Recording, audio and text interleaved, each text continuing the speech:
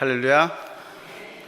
오늘도 우리의 마음의 깊은 곳을 감찰하시는 하나님의 그 눈동자 같은 은혜가 여러분의 발걸음마다 넘치기를 간절히 소원합니다.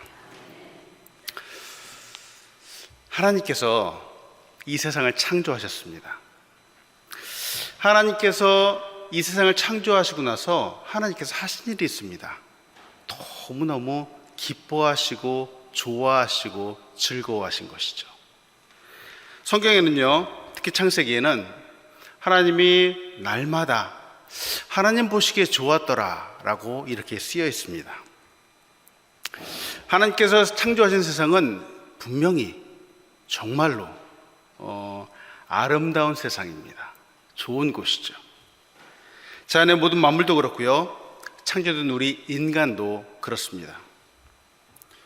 전능하시고 선하신 하나님께서 이 세상을 만드셨다면 이 모든 창조물들은 정말 아름다워야 합니다.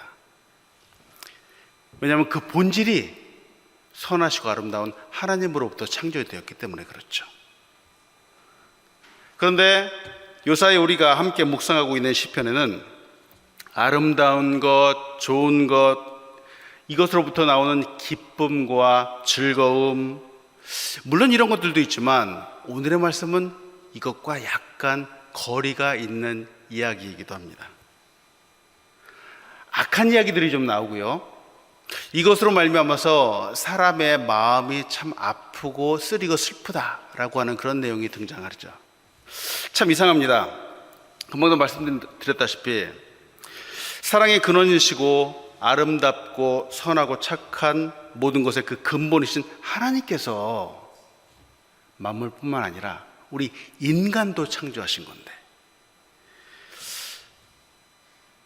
참 선하고 아름다웠고 그런 본질을 가지고 살아가야 되는 우리 인간인데 왜 우리 인간들의 삶 가운데는 이렇게 아프고 악한 것들을 경험하게 되는 것일까요? 오늘 성경에서 보여주고 있는 악한 행동과 악인들은 도대체 어디에서부터 시작된 것일까요? 과거에도 그랬지만요, 시편을 쓴 다윗도 그렇고요, 오늘날 2016년을 오늘 살아가는 우리도 하나님을 믿고 의지하고 믿음으로 살려고 하는 사람들에게 가끔 가다가 정말 원하지 않는 어렵고 힘든 일들이 찾아온다라고 하는 거죠. 도대체 이런 것들이 어디서 올까? 다소 추상적인 질문들이기도 합니다. 그러나 우리의 삶과 항상 연결되어 있는 것이고 우리의 삶과 뗄래야 뗄 수 없는 것이라는 거죠. 시편을 읽다 보면 곳곳에 이런 질문들, 탄식하는 질문들이 나오게 된다는 거죠. 오늘 본 말씀의 1절도 그렇고요, 시편 13편에도 그렇고요, 여호와여 어째 멀리 서서 환난 때에 숨으시나이까, 이렇게 시편의 기자는 고백하기도 하고요, 또 13편에 보면은 어느 때까지 하나님께서 숨으십니까? 나를 영영히 떠나시렵니까? 이렇게 고백하기도 한다는 거죠.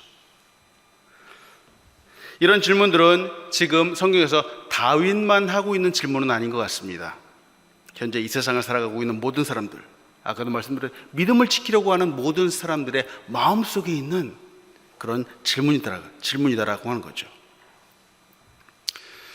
결국 이 질문은 우리 모두의 질문입니다.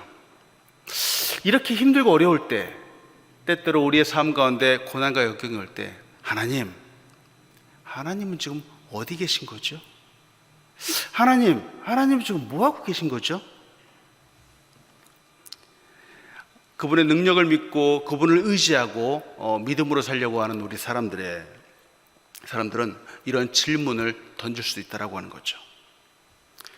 일반 사람들은 우리 기독교인들의 삶 가운데, 많은 사람들의 삶 가운데 그냥 비아냥거리면서 질문을 할 수 있습니다. 하지만 우리는 가슴 치면서 하나님 앞에 물어볼 수 있죠. 하나님, 어찌하여 이런 상황들이 오는데 하나님은 바라만 보고 계십니까? 하고 할 수 있죠. 시편 9편이 있습니다. 어제 본 말씀인데요, 앞에 시편 9편은 다윗이 역시 쓴 건데요, 수리아와 암몬 사람들의 전쟁과 승리하고 언약궤를 예루살렘으로 가져왔습니다.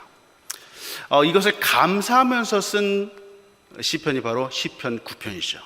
근데 이에 반해서 이 시편 10편은 말이죠, 억울함이 들어있고 비판함을 호소하는 그런 시편입니다. 이 시편 10편은 앞에 있는 9편에 시작된 히브리어 알파벳 순으로 연결되어서 9편과 함께 연결되어 있는 성경입니다. 근데 결론부터 말씀드리면 이 두 개의 이 시편이요, 하나님의 공의가 실현되고 또 악인은 결국은 멸망당할 것임을 내다보는 시인의 신앙 고백이 바로 그 주초를 이루고 있는 시편이라는 것이죠. 근데 앞에서도 말씀드린 것처럼 우리의 삶에는 참 이해되지 않는 부분들이 많이 있습니다. 하나님의 공의는 반드시 실현될 것입니다. 근데 이 실현되기 이전까지 악인들은요, 역시 좀 득세를 하게 될 것이고요. 이 악인들이 득세하는 탓에 의인들은 무고히 고난과 핍박을 당하게 될 것입니다. 이것을 본 시편의 기자는 하나님 앞에서 바로 의분을 토하지 않을 수 없었던 거죠. 그러나 시인은 악인들의 득세는 잠깐이다, 그들이 영원토록 할 것은 아니다 라고 고백을 합니다. 의인들은 이 가운데서 물론 어려움과 고난과 핍박을 당하지만 그래도 신앙의 연단을 받을 것이다 하고 말하고 있습니다. 시편 9편은 악인들은 이 시편 9편에 등장하는 악인들은 이방 나라들인데 비해서 이 시편 10편에 등장하는 악인들은 유대인 중에서 사악한 자라고 하는 그런 다른 점이 있습니다. 이들은 말이죠, 유대인들의 이름에도 불구하고 무신론에 입각하여서 하나님의 존재를 부인하는 거죠. 그리고 자기의 생각과 자기의 교만에 따라서 정욕과 탐리를 추구하는 사람들입니다. 다윗은 이 사악한 자들에 대한 심판이 더딘 것을 보고 하나님을 애타게 부르짖고 있습니다. 그러나 다윗은 하나님께서 이루실 역사를 회상하면서 악인들이 심판을 반드시 받을 것이다, 의인들이 구원을 받을 것이다 하고 확신을 하고 있는 거죠. 오늘 이 시편 10편을 통해서 여러분과 같이 나누고 싶은 것이 있습니다. 세 가지를 같이 보기 원합니다.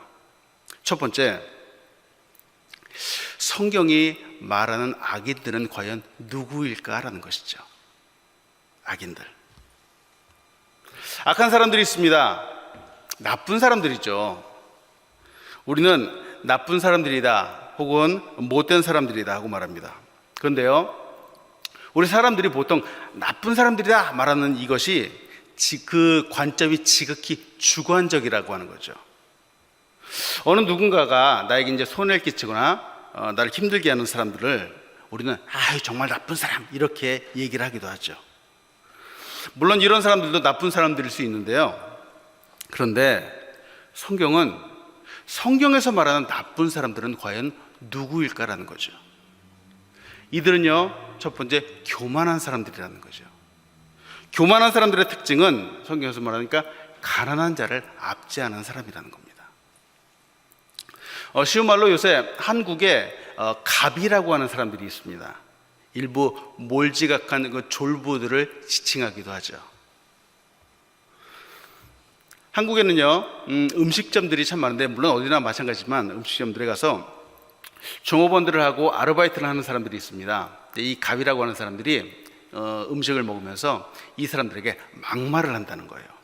웨이터를 부르는데 가장 쉬운 말로 어이 하고 이렇게 부른다는 거예요. 어이. 근데 어이 하고 이렇게 부르는데 그 속에는 말투가 그렇지만 역시 그 사람을 존중한다거나 인격을 지키려는 생각이 전혀 없는 그런 단어들이죠.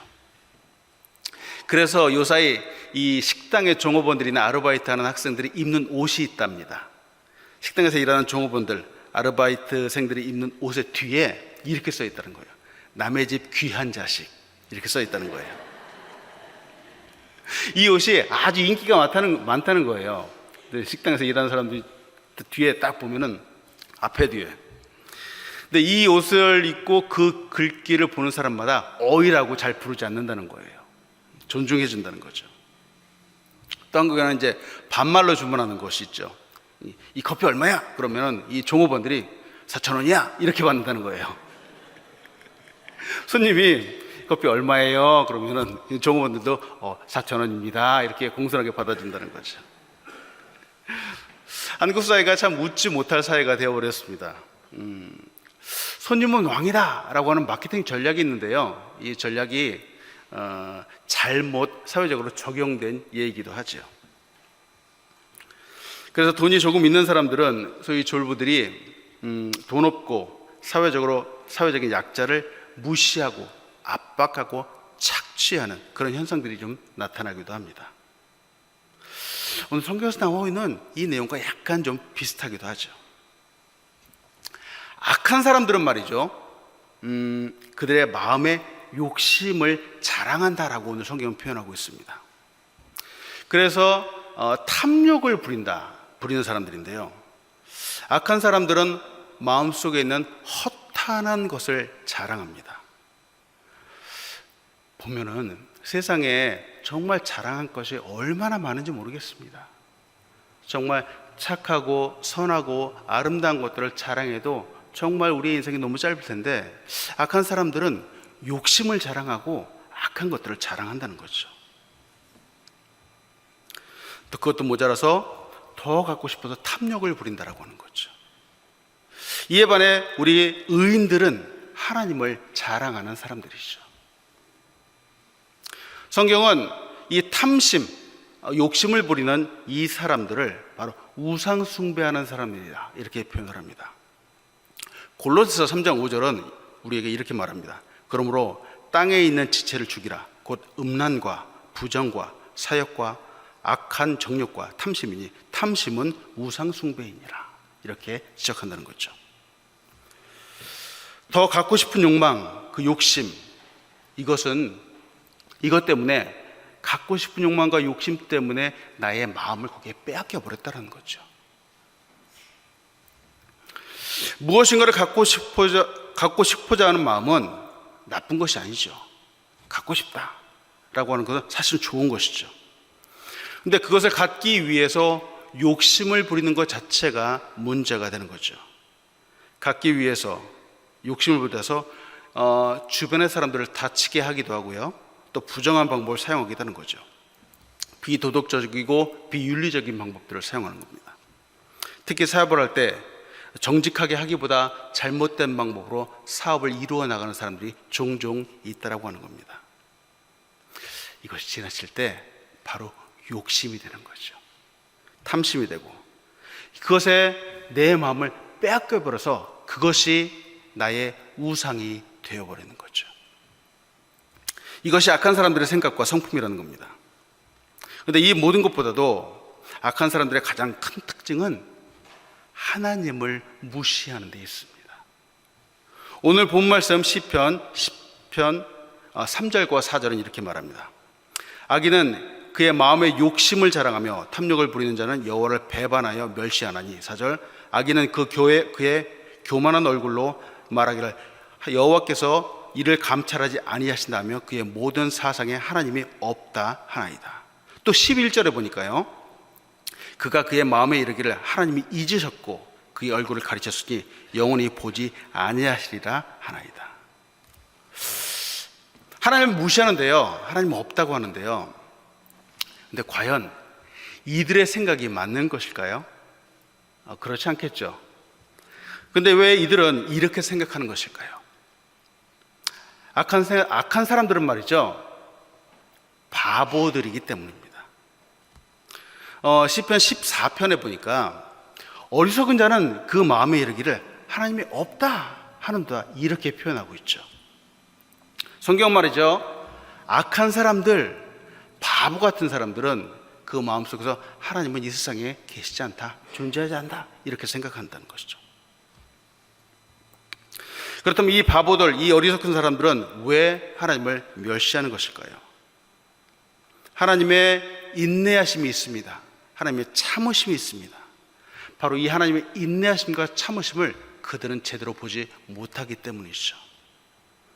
사실 하나님이 이들을 바로바로 심판하지 않으시고 그래도 인내를 갖고 끝까지 참으시는 이유는 바로 하나님이 때를 기다리시기 때문이죠. 이들이 마음을 돌이키고 정말 하나님께로 돌아오기를 원하시는 것, 이들이 정말 마음을 돌이키고 악한 길에서 떠나서 선한 일을 행하시기를 하나님이 기다리시는 거죠. 네, 하나님의 심판은 그렇게 쉽게 임하지 않습니다. 오늘 시편 기자의 고백처럼 말했죠. 네, 이들은 그 기다리는 그 기다림, 하나님의 때를 보지 못하고 있기 때문입니다. 악한 사람들이 죄를 짓는 특징이 있습니다. 악을 행하는 특징이 있습니다. 이유는 악한 자란 말이죠. 그 악을 그들 스스로 돌이키기가 너무 어렵다라고 하는 거죠.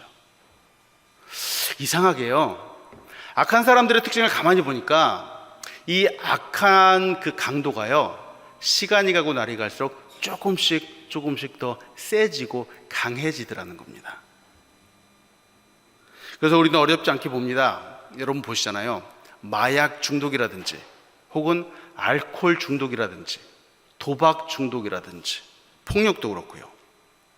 사람들이 이런 것들을 하면서 점점 그 강도가 세진다는 거죠. 이상한 것은요, 이거 정말 큰일 났다 라고 해서 스스로 깨닫고 돌이키는 경우가 별로 없다라고 하는 거예요. 그렇다면 이들은 언제 자신이 잘못되었다고 깨닫게 될까요? 주변에서 말해줄 때, 깨우쳐질 때 이들이 안다는 거죠.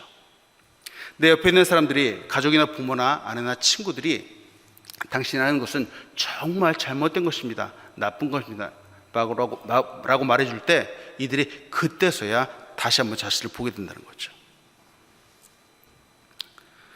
그래도 쉽게 돌이키지 않죠. 그러나 정말 정신을 차리게 되는 것은 바로 이들을 위해서 누군가가 희생할 때 그렇다는 겁니다. 그들의 대가를 대신 치러줄 때 깨닫게 되는 경우가 있습니다. 왜 이걸 말씀드리냐면, 죄악이 이처럼 무섭다라고 하는 거죠.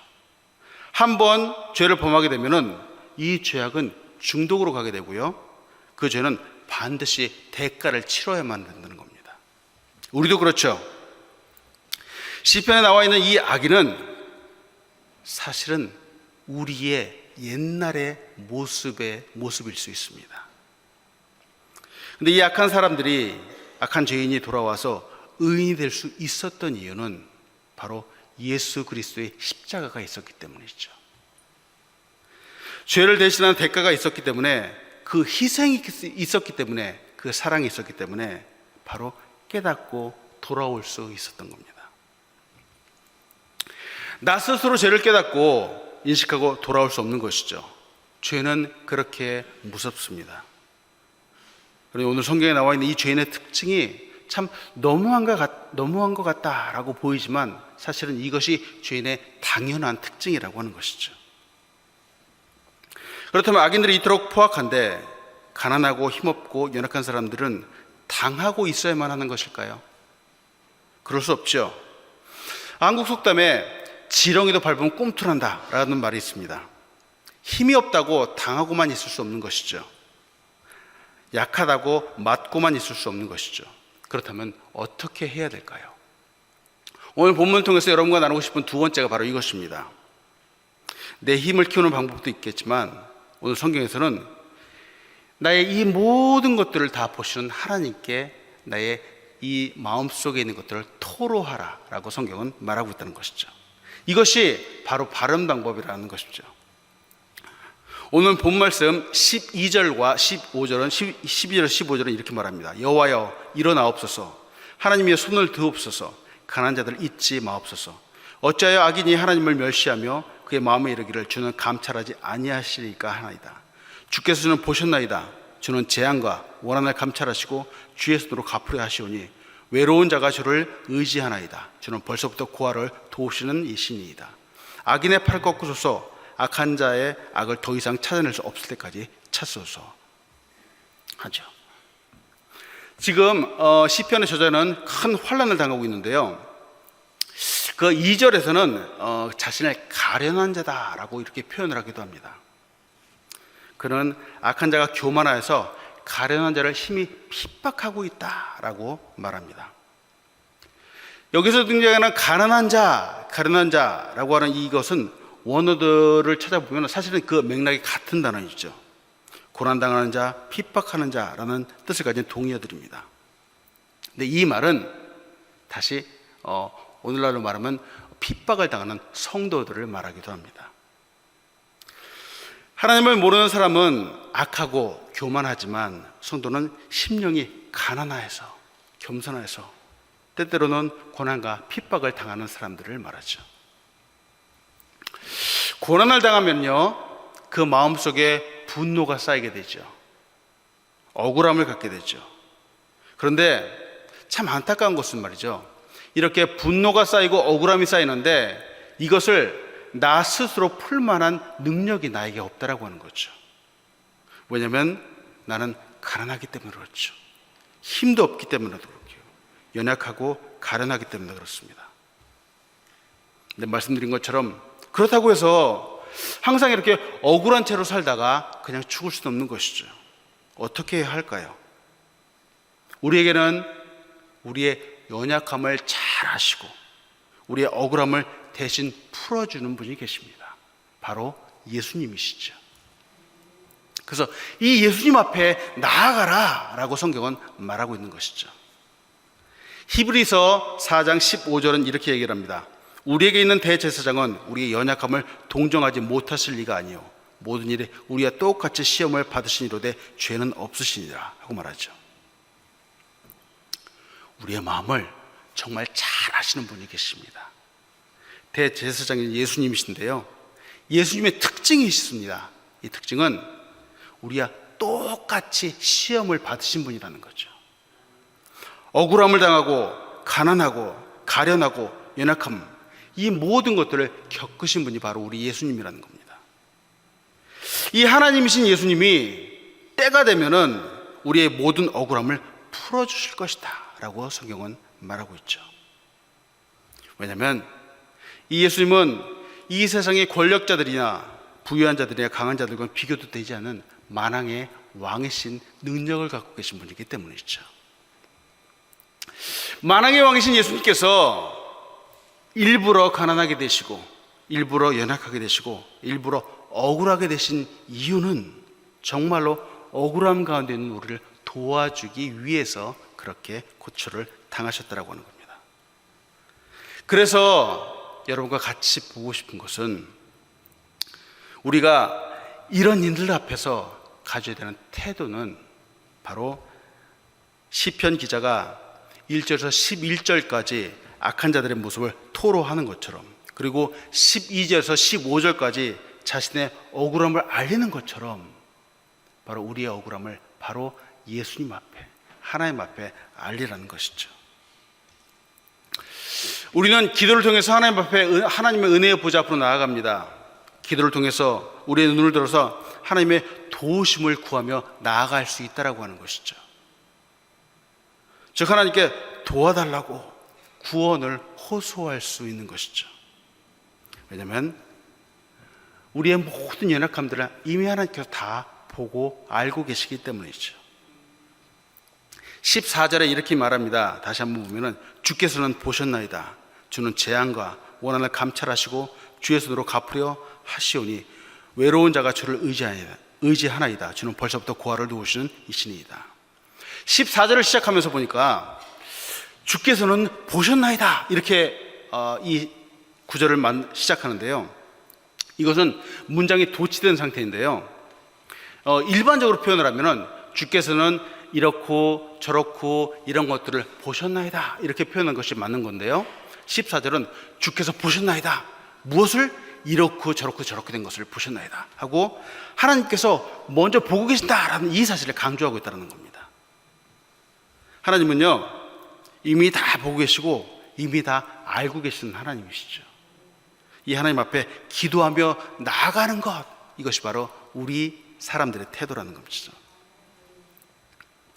이것이 연약한 사람들, 억울한 사람들이 정말 기도를 통해서 하나님 앞에 가져야 되는 태도입니다. 우리에게는요 우리의 기도를 들으시는 하나님이 계십니다. 들으시고 때에 따라 응답하시는 분이 계시죠. 여러분, 억울한 일을 때때로 당합니다. 그런데 이런 상황들이 나한테 펼쳐진다고 해서 내가 복수하는 것, 이것은 하나님의 방법이 아니죠. 우리 연약함을 동정하고 우리의 원수를 갚아주신 하나님께 기도하며 나아가는 것, 이것이 하나님께서 원하시는 방법이라는 것이죠. 마음속으로 혼자 끙끙대고 정말 억울함을 갖는 것이 아니라 기도하면서 하나님 앞에 토로하는 것이 필요합니다. 왜냐하면 이렇게 기도할 때 하나님께서 우리의 마음속에 평화를 주시기 때문이죠. 저도 역시 그렇습니다. 마음에 힘든 일이 없는 사람들이 있을까요? 누구인들 마음에 다 힘든 일들이 있겠죠. 그런데 이상한 것은요, 저도 때때로 2시간 혹은 3시간 혹은 4시간 눈물을 흘리면서 기도를 할 때가 있습니다.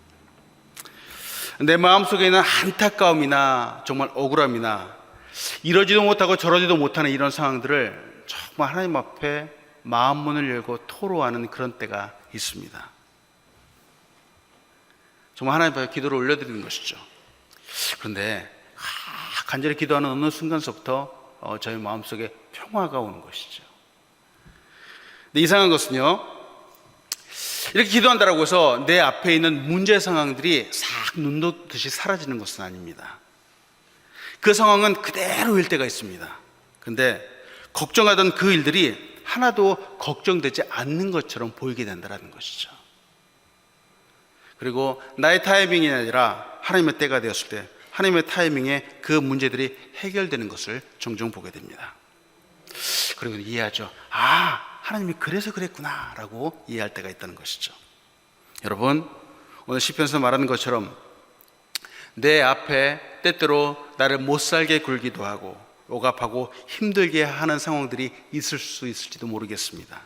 이때 우리의 마음속에 정말 억울함을 가만히 놓아두지 마시고, 마음속에 품지 마시고, 내가 원수 갚으려 하지 마시고, 이 모든 것을 기도를 통해서 하나님께 올려드리는 여러분들 되시기 바랍니다. 왜냐하면 하나님이 우리의 기도를 들으시는 분이기 때문이죠. 그리고 하나님의 타이밍에 그 모든 문제를 해결하실 것이기 때문입니다. 하나님은 전능하신 하나님이십니다.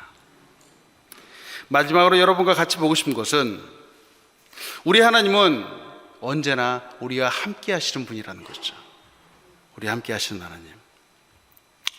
오늘 이 시편의 본문을 시작하면서 시편의 기자가 1절에서 이렇게 고백을 하는 거죠. 여호와여, 어찌하여서 멀리 서시며 어찌하여 환난 때에 숨으시나이까. 이렇게 시작을 하죠. 우리의 모든 상황을요 다 보고 계시고 알고 계시는 하나님이 계시다는 것을 잘 알고 있습니다. 그런데 우리는 1절의 고백처럼 알고 있지만 1절의 고백과 같은 이러한 느낌과 감정을 가질 때가 있다라고 하는 거죠. 특히나 우리가 어려울 때, 환난을 당할 때 이러한 생각과 이런 감정을 가질 때가 있습니다. 상황은요, 이상하게 하루하루 날이 갈수록 시간이 갈수록 점점 꼬여가고 어려워가기만 합니다. 구원의 소망이라고는 전혀 찾아볼래야 찾아볼 수 없을 것 같기도 합니다. 이때 우리도 1절과 같이 하나님 앞에 한탄할 수 있다는 거죠. 그런데요, 말씀드리고 싶은 것은 한탄하잖아요. 믿는 사람들도 이렇게 한탄을 하는데 이것이 이상한 것이 아니라는 거예요.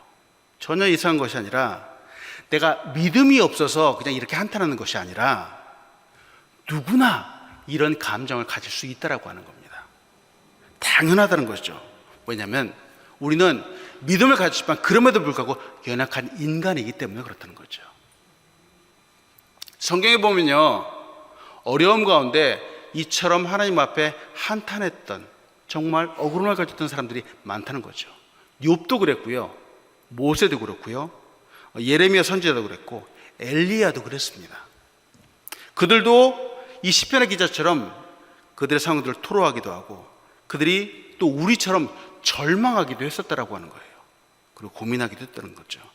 그리고 그들의 이 느낌들을 각 한 번씩 솔직하게 하나님 앞에 기도로 올려드렸다라는 겁니다. 하지만 우리가 잊지 말아야 할 것이 있습니다. 이 성경의 사람들이, 성경의 이 믿음의 조상들이 그런 어려움과 고난과 역경을 통과한 후에, 이들도 똑같이 우리가 같이 통과한 후에 이들이 뭐라고 고백하고 있느냐라는 거죠. 그들이 고난을 통과한 후에 보니까, 하나님은 이전에도 계셨고 지금도 나와 계시고 그리고 앞으로도 나와 함께 영원히 계실 하나님이다 라고 그들이 고백하고 있다라고 하는 겁니다. 믿음의 사람들이. 때로 우리는 정말 어려워서 죽을 것 같은 상황에서 하나님께 묻습니다. 하나님, 도대체 어디에 계십니까? 때로는 하나님께서 말씀하시기도 하지만 때로는 하나님께서 아무 말씀도 없이 우리는 혼자서 그 어려운 상황을 통과해야 되는 것처럼 보이기도 합니다. 그러나 사랑하는 여러분, 하나님은 언제나 우리와 함께 하시는 하나님이라는 사실을 믿으시기 바랍니다. 이 하나님을 의지해서 오늘도 승리하시는 여러분들 되시길 간절히 축원합니다. 악인들은 바보입니다. 하나님이 언제나 항상 보고 계신다는 사실을 모르고 교만에 빠져서 사는 바보들이기 때문이죠. 우리는 때때로 연약합니다. 우리는 억울하기도 합니다. 그러나 우리에게는 우리의 기도를 들으시고 우리의 원수를 갚아주는 하나님, 예수님이 계시다는 이 사실을 믿으시기 바랍니다. 그리고 언제나 우리와 함께 하시는 하나님, 내가 어려운 순간에도 나를 떠나지 않으시고 함께 하시는 하나님을 의지해서 오늘도 승리하시는 여러분들 되시기를 간절히 소원합니다. 기도하겠습니다. 하나님 감사합니다. 오늘도 이 아침에 언제나 우리와 함께 하시는 하나님을 다시 한번 볼 수 있도록 인도하시는 은혜에 감사드립니다. 하나님, 우리가 살아가는 내 삶이 때때로 어렵고 힘들고 어렵지만 이 상황들을 바라보며 낙담하지 않게 인도하시고 이 상황들을 통해서 내 마음속에 억울함을 갖지 않게 인도하시고 오직 나의 기도를 들으시고 나의 모든 상황들을 아시고 또 하나님의 때에 정말 문을 열어주는 하나님을 의지하여서 기도로 다음 대에 나가는 우리 귀한 사람들 될 수 있도록 축복하여 주시옵소서. 때때로 오늘도 눈물을 흘리며 하나님 앞에 마음의 간절함 호소할 때 하나님 들으시고 아버지 우리의 마음속에 평강을 주시고 하나님의 넘치는 기쁨이 가득할 수 있도록 축복하여 주시옵소서. 감사합니다. 사랑합니다. 예수님의 이름으로 기도합니다. 아멘.